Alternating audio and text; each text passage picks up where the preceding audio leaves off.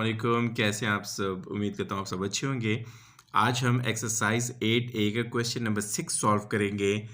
आइए अब question number 6 को सॉल्व करते हैं। इसमें क्या कह रहे हैं जी?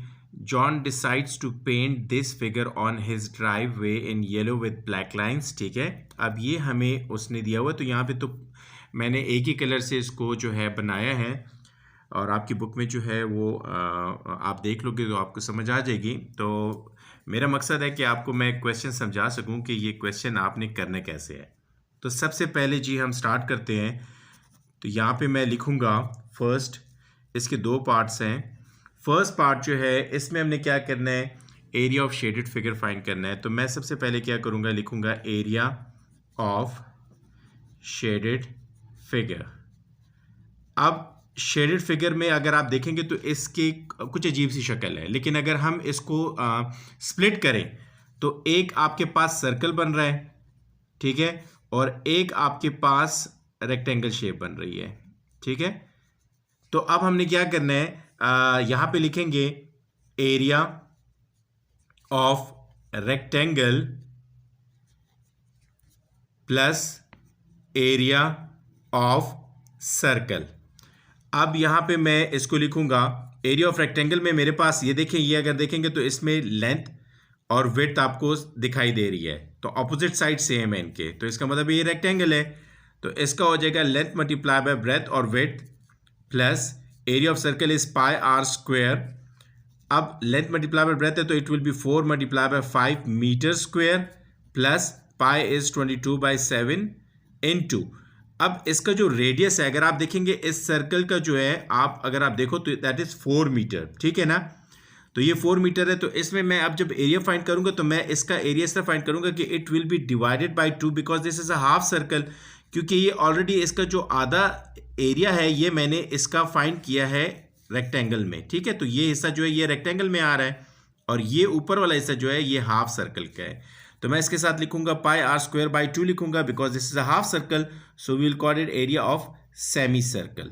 ठीक है, अब ये हो जाएगा 22/7 इनटू रेडियस इसका जो है that will be 4 divided by 2, क्योंकि इसका डायमीटर जो है वो आपके पास 4 है।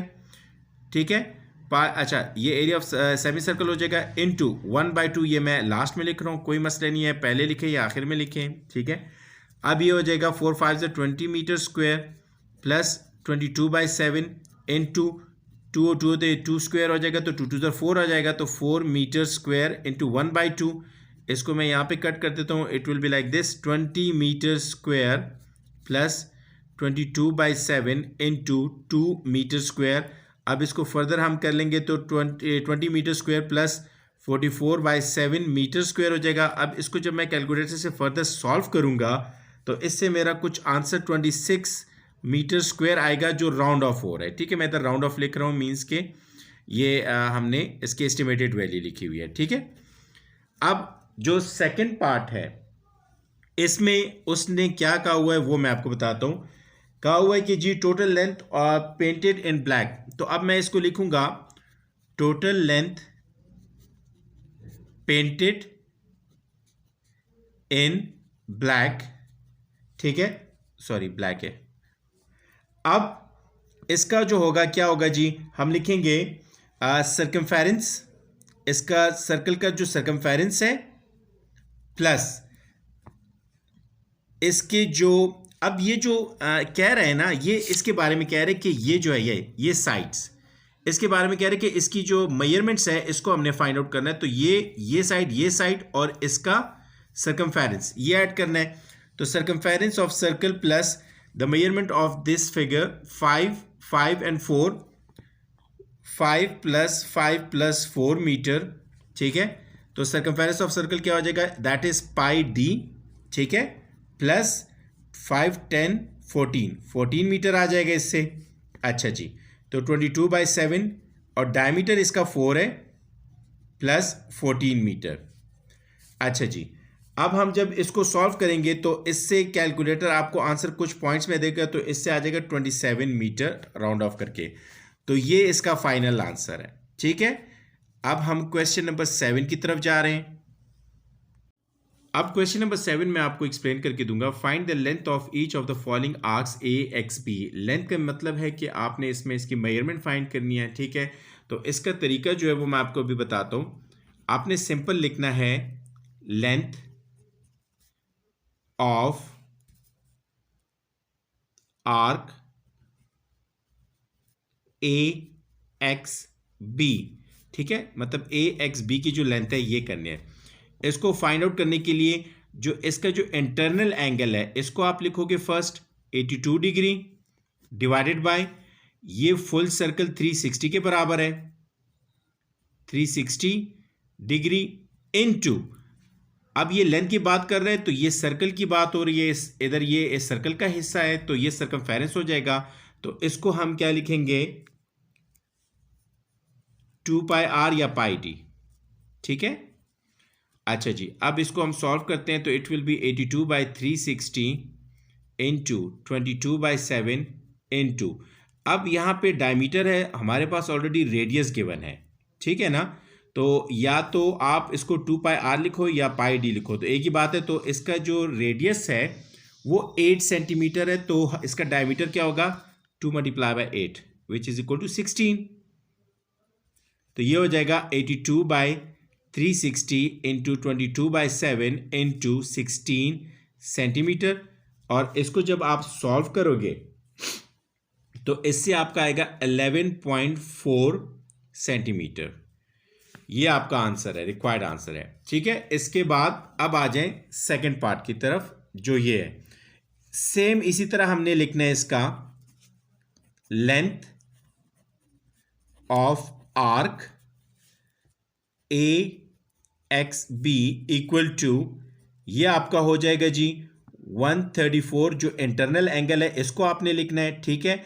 और डिवाइड करना है 360 पर, 360 डिग्री मल्टीप्लाई बाय जो सर्कमफेरेंस ऑफ सर्कल है वो है जी पाई डी या 2 पाई आर, ठीक है। तो ये हो जाएगा 134 divided by 360 multiply by 22 by 7 into, अब यहाँ पे डायमीटर, अब यहाँ पे अगर आप देखोगे तो ये अगेन रेडियस जो है 14 है, तो हो जाएगा 2 मल्टीप्लाई बाय 14 सेंटीमीटर। अच्छा जी, इसको जब हम सॉल्व करेंगे तो it will be like this 360 into 44 by 7 into 14 centimetre. और इसको जब आप फर्दर कैलकुलेटर से सॉल्व करोगे तो इसका आंसर आएगा 32.7 सेंटीमीटर। ये सेकंड हो गया जी।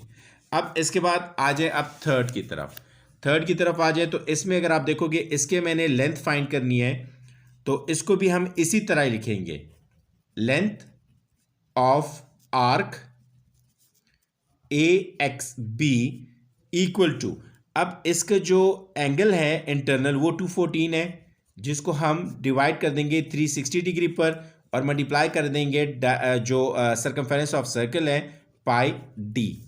तो ये हो जाएगा 214 डिवाइडेड बाय 360 मल्टीप्लाई बाय, ये हो जाएगा जी 22 बाई 7 इंटू, अब इसका जो रेडियस है वो 17 है, तो ये हो जाएगा 2 मल्टीप्लाई बाय 17 सेंटीमीटर। ये 2 हम इसलिए मल्टीप्लाई कर रहे हैं क्योंकि रेडियस को जब आप डबल करते हो तो डायमीटर के बराबर आता है, means d is equal to 2r।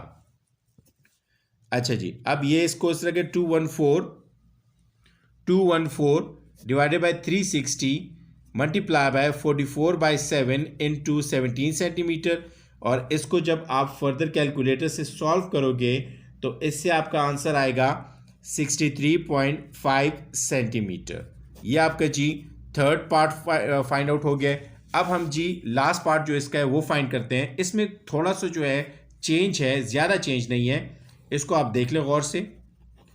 इसमें भी हम लिखेंगे यही length of arc A X B equal to, यहां पे इसका जो मसला आ रहा है वो ये है कि इसका इंटरनल एंगल हमें नहीं पता, एक्सटर्नल पता है। तो हम क्या लिखेंगे, हम लिखेंगे 360 minus 46 divided by 360 degree into, और ये हो जाएगा पाई डी। अब इसको जब हम सॉल्व करेंगे तो इससे आ जाएगा 314 degree divided by 360 degree into 22 by 7 into, अब यहाँ पे जो इसका डायमीटर है, अगर आप देखोगे तो रेडियस इसका जो है 9.8 है, तो it will B 2 multiply by 9.8, ठीक है। अब इसको जब आप कैलकुलेट करोगे कैलकुलेटर से तो इट विल बी 53.7 सेंटीमीटर। तो ये जी आपका हो गया। अब इसमें सिर्फ बाकी फिगर से इसका फिगर क्यों चेंज है, क्योंकि इसमें इसने एक्सटर्नल एंगल दिया हुआ है, इंटरनल एंगल हमें नहीं दिया हुआ गिवन। तो हमने क्या किया कि हमने इस पूरे एंगल से 46 को माइनस किया, मीन्स कि 360 से 46 को माइनस किया तो इंटरनल एंगल आ गया। सिर्फ ये चेंज है इस फिगर में, ठीक है। तो 360 माइनस 46 से 314 आएगा, उसका फर्दर कैलकुलेट करोगे तो 53.7 सेंटीमीटर इसका आंसर आएगा।